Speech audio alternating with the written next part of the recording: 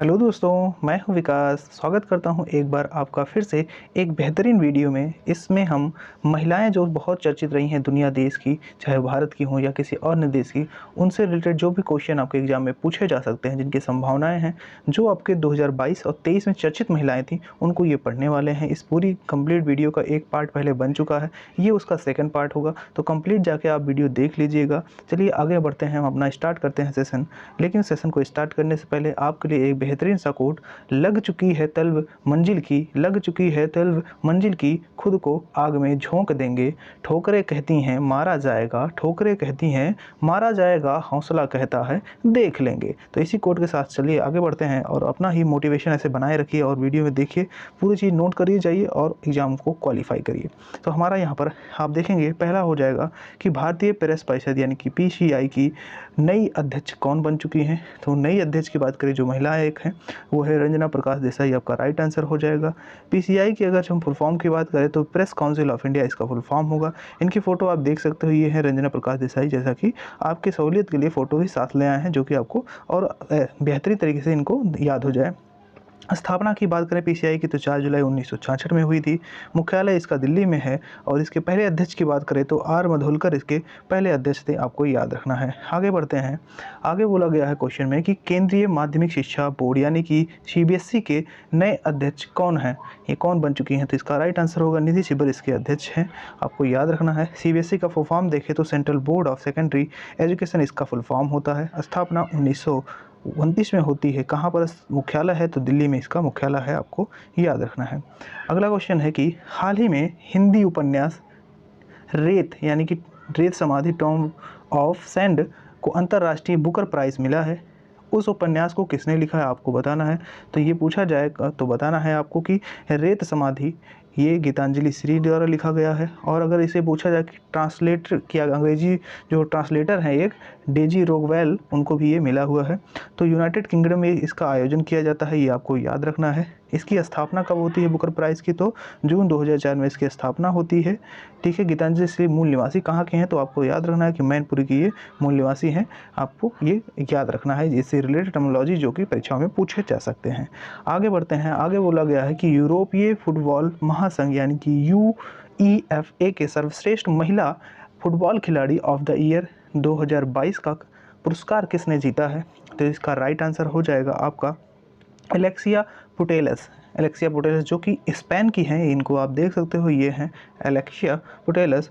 अब यूईएफ का अगर फुल फॉर्म पूछा जाए तो आप बताएंगे union of European football association. इसकी स्थापना की बात करें तो 15 जून 1954 स्विट्जरलैंड में इसकी स्थापना होती है, ये आपको याद रखना है।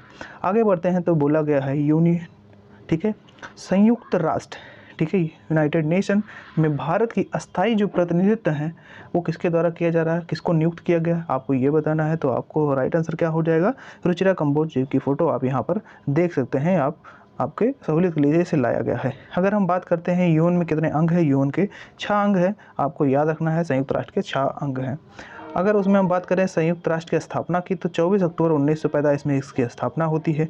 मुख्यालय की बात करें तो यूएस में मुख्यालय है और इसके सदस्य जो देश हैं वो 193 देश इसके सदस्य हैं, आपको याद रखना है। अध्यक्ष इसके एंटोनियो गुटेरस हैं, आपको याद रखना है। आगे बढ़ते हैं।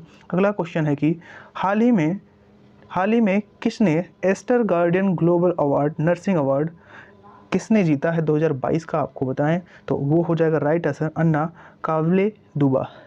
अन्ना कावले दुबा जो है, जो कि एक प्रोफेशनिस्ट हैं, नर्स हैं, उनको ये मिला गया है। तो ये कहाँ के रहने वाले, अगर ये पूछा जाए तो केन्या की रहने वाली हैं, ये नर्स हैं। ठीक है, 12 मई 2021 को ये जो है लॉन्च किया गया था 2021 में, ये आपको याद रखना है। अगर इसकी विजेता की राशि की बात करें तो 2,50,000 इसकी डॉलर में राशि होती है, आपको याद रखना है। आगे बढ़ते हैं। अगला क्वेश्चन है कि ब्रिटेन की संसद ने किस भारतीय महिला को आयुर्वेद रत्न पुरस्कार 2022 से सम्मानित किया है। तो राइट आंसर हो जाएगा तनुजा नेसारी, जो कि फ़ोटो आप यहाँ इनकी देख सकते हो। जो हमारा अखिल भारतीय आयुर्वेद संस्था के निर्देशक है वो है तनुजा नेसारी। ठीक है, इसकी स्थापना की बात अगर हम करें तो 2017 में इसकी स्थापना हुई थी, आपको ये नोट रखना है। आगे बढ़ते हैं। आगे बोला गया है बुल्गारिया के सोफिया में, ठीक है, आयोजित होता है अंडर 9 जो है 20 आपका विश्व कप कुश्ती चैंपियन का 2022 का, ठीक है। इसमें स्वर्ण पदक जीतने वाली जो पहली आपकी भारतीय महिला पहलवान है वो कौन है? तो आपका इसका राइट आंसर कौन हो जाएगा? आपका अंतिम पंघाल जो है आपका राइट आंसर होगा। अब बात करते हैं 20 अंडर विश्व कप जो विश्व कुश्ती चैंपियनशिप 2022 हुआ था, उसमें 16 पदक टोटल जीते गए थे, ठीक है, जिसमें 1 स्वर्ण था इंडिया के द्वारा और 4 रजत थे और 11 कांस्य थे। ये टोटल आपको इंडिया ने हासिल किया था, तो आपको ये याद रखना है। आगे चलते हैं। आगे बढ़ने से पहले आपको क्या करना है, अगर आप यहाँ तक वीडियो देख लिए हो तो इसका मतलब आपको वीडियो अच्छा लग रहा होगा, तो लाइक ज़रूर करके आगे बढ़ें। इसके बाद सब्सक्राइब की बात करें तो सब्सक्राइब आप ज़रूर कर लीजिएगा बेल आइकन के साथ, क्योंकि बेल आइकन दबाओगे तभी जाके आपको नोटिफिकेशन सही से मिल पाएगा। और ये आपका यूट्यूब चैनल का नेम है। यहाँ बात करते हैं, ये मेरा खुद का जो है पर्सनल इंस्टाग्राम अकाउंट है। इस पे आप मुझे डायरेक्ट डीएम कर सकते हो, कोई भी आपको रिलेटेड इशू है, चाहे स्टडीज़ या कोई भी इशू हो आप कर सकते हो। और ये टेलीग्राम चैनल जहाँ पे सारी पीडीएफ आपको रेगुलर मिल जाएगी। चलिए आगे बढ़ते हैं। अगला है कि बैडमिंटन टूर्नामेंट मलेशियाई मास्टर 2022 में महिला एकल का खिताब किसने जीता है? तो राइट आंसर हो जाएगा एन से एंग, जो कि दक्षिणी कोरिया की है। इनकी बात करें तो दक्षिणी कोरिया में जो है इसकी राजधानी की, तो ये सियोल जो है दक्षिणी कोरिया की राजधानी है। और वहाँ के प्रधानमंत्री की बात करें तो हान डंक सू जो है यहाँ के प्रधानमंत्री हैं, ये आपको याद रखना है। आगे बढ़ते हैं तो उत्तरी कोरिया की पहली महिला विदेश मंत्री कौन बनी है? तो चोशन हुई वहाँ की पहली विदेश मंत्री बनी है, तो ये आपको याद रखना है। यहाँ की राजधानी की बात करें उत्तरी कोरिया की, तो आपका प्योंगयांग यहाँ की राजधानी होगी। करेंसी कोरियाई वान जो है यहाँ की करेंसी है। राष्ट्रपति किम जोंग उन यहाँ के राष्ट्रपति हैं, आपको याद रखना है। आगे बढ़ते हैं। अगला हमारा आता है आपका जो 2022 का CW हुआ था, यानी कि विंघम राष्ट्रमंडल खेल हुआ था, इसमें भाग लेने वाली भारत की सबसे कम उम्र की एथलीट कौन है? आपको बताएं तो वो अनाहत सिंह जो कि 14 साल की हैं, इन्होंने भाग लिया था। ये आपका राइट आंसर हो जाएगा। आप इसे कमेंट बॉक्स में ज़रूर बताइए कि वीडियो यहाँ तक कैसा आपको लग रहा है। अनाहत सिंह की बात करें, ये किसकी प्लेयर हैं? तो स्क्वैश की ये प्लेयर हैं। राष्ट्रमंडल खेल जो है ये 23वां सीजन 2026 के ऑस्ट्रेलिया में होगा, ठीक है। हर 4 साल बाद ही राष्ट्रमंडल खेलों का आयोजन किया जाता है। ये आपको याद रखना है कि 4 सालों बाद होता है, ठीक है। अभी 2022 में हुआ था, अब 2026 में होगा। आगे बढ़ते हैं। आगे है कि खेलो इंडिया युवा गेम्स 2021-22 में स्वर्ण पदक किसने जीता था? पहला जो स्वर्ण पदक था वो बताना है। तो काजोल सरगर जो है आपका आंसर हो जाए किसमें? वो भी भारोत्तोलन में, यानी कि वेट लिफ्टिंग में इन्होंने काजोल सरगर ने जीता था। ये आपको याद रखना है। पहली बार ये 2018 में दिल्ली में हुआ था। फिर 2021-22 में जो मेज़बान करने वाला जो आपका राज्य था वो हरियाणा राज्य था। यहाँ पर देश लिखा गलत है, तो मेज़बान करने वाला राज्य आपका हरियाणा था, आपको याद रखना है। चलिए आगे बढ़ते हैं। आगे हम बढ़ें तो दुनिया का चक्कर लगाने वाली पहली सबसे कम उम्र की महिला पायलट कौन बन चुकी हैं? तो इसका राइट आंसर हो जाएगा जारा रदरफोर्ड, आपको याद रखना है। इनकी फ़ोटो देख लीजिए, कितनी मुस्कुराती हुई फ़ोटो इन्होंने डाली हुई है, पूरा बढ़िया से पूरा दुनिया का चक्कर लगा के। अब ये कह सकती हैं मैंने दुनिया पूरी देख ली। चलिए आगे बढ़ते हैं। 19 साल की ये जो है बेल्जियम की एक ब्रिटिश पायलट हैं, ये आपको याद रखना है। कितने साल की हैं? अभी एज भी बहुत कम है इनकी, सबसे कम है, तो कितनी? 19 साल की। बेल्जियम की रहने वाले, बेल्जियम की राजधानी होती है ब्रुसेल्स, ये आपको याद रखना है। करेंसी यूरो है। चलिए आगे बढ़ते हैं। अगला है कि बैडमिंटन टूर्नामेंट ओडिशा ओपन 2022 का खिताब जीतने वाली सबसे कम उम्र की भारतीय कौन बन चुकी हैं? आपको बताएं तो उन्नति हुड्डा जो है ये सबसे कम उम्र की बन चुकी हैं। इनकी उम्र की बात करें तो 19 साल इनकी उम्र है। 2022 में इनकी उम्र 19 साल थी। अगर जो हम बात करते हैं कि इंटरनेशनल बैडमिंटन फेडरेशन की स्थापना कब हुई थी, तो 1934 में इसकी स्थापना हुई थी। विश्व बैडमिंटन जो चैंपियनशिप की शुरुआत हुई थी 1977 में हुई थी, ये आपको याद रखना है। चलिए आगे बढ़ें तो आगे देखेंगे हम। हाल ही में सेबी जो है उसकी पहली महिला अध्यक्ष कौन बनी है? आपको बताएं तो ये माधुरी पुरी बुच जो है, ये इनको फ़ोटो देख सकते हो, ये बनी है आपकी सेबी की पहली महिला अध्यक्ष। सेबी क्या है? एक ऐसी मतलब फुल फॉर्म अगर हम यहाँ सीधे देखें इसकी, तो security and exchange board of India है। शेयर मार्केट वगैरह का पूरा तामझाम जो होता है ये इसी के अंडर आता है। जैसे बॉम्बे स्टॉक एक्सचेंज होता है, तो इसी तरह से ये भी है, तो आपको इसको याद रखना है। ये किसके स्थान पे आई हैं? तो अजय त्यागी इससे पहले थे, उन्हीं के स्थान पे इन्होंने जगह लिया है। स्थापना की बात करें तो 12 अप्रैल 1992 में इसकी स्थापना, मुख्यालय आपकी मुंबई में इसका हो जाता है, आपको याद रखना है।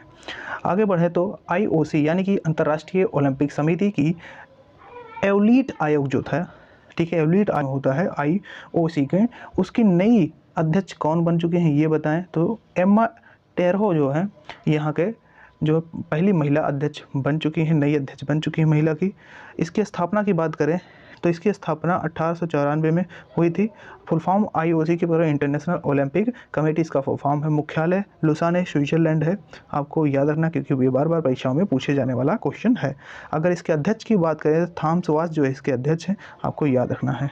आगे बढ़ें तो टेनिस टूर्नामेंट फ्रेंच ओपन, 4 प्रकार के ओपन होते हैं, फ्रेंच ओपन भी होते हैं, इस तरह से ये 4 होते हैं जिसे ग्रैंड स्लैम कहते हैं, आपको याद रखना है। तो टेनिस टूर्नामेंट है फ्रेंच ओपन 2022 में महिला एकल का खिताब किसने जीता है? तो इसका राइट आंसर हो जाएगा ईगा स्विएटेक, ठीक है, आपका जो कि पोलैंड के रहने वाली हैं।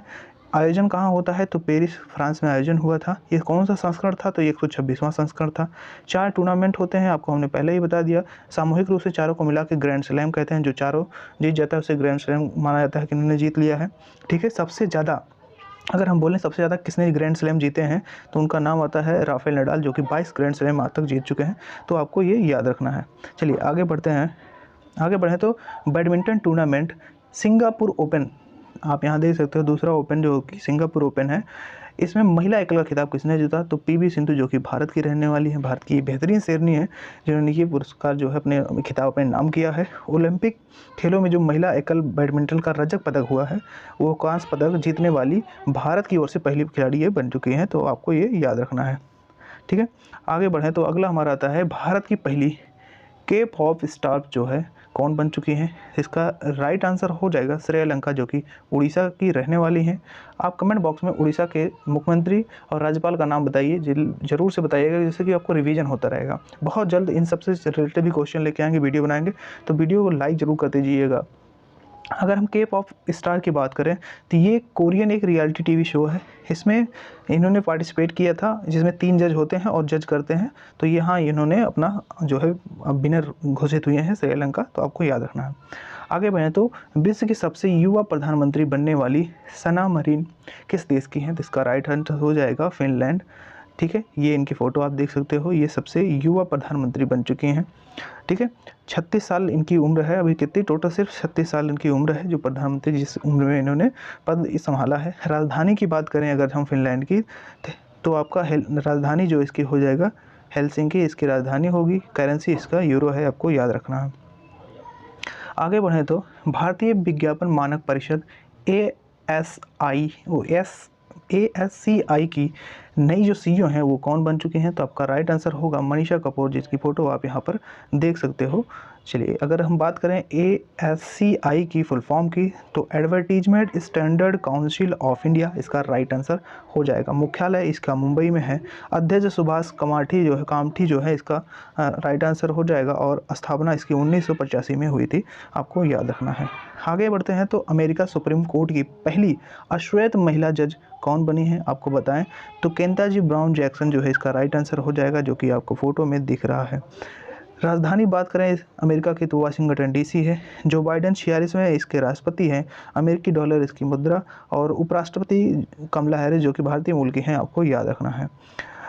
आगे बढ़ते हैं तो हमारा आता है JNU की पहली महिला कुलपति यानी कि वाइस चांसलर कौन बन चुकी हैं? आपको बताना है JNU की, तो इसका राइट आंसर हो जाएगा शांति श्री धूलीपुड़ी, आपका राइट आंसर हो जाएगा, जिनका फ़ोटो आप यहाँ पर देख सकते हो। स्थापना की बात करें तो 1969 में इसकी स्थापना होती है। सबसे पहले जो इसके वाइस चांसलर थे G पार्थसारथी जो है इसके पहले थे।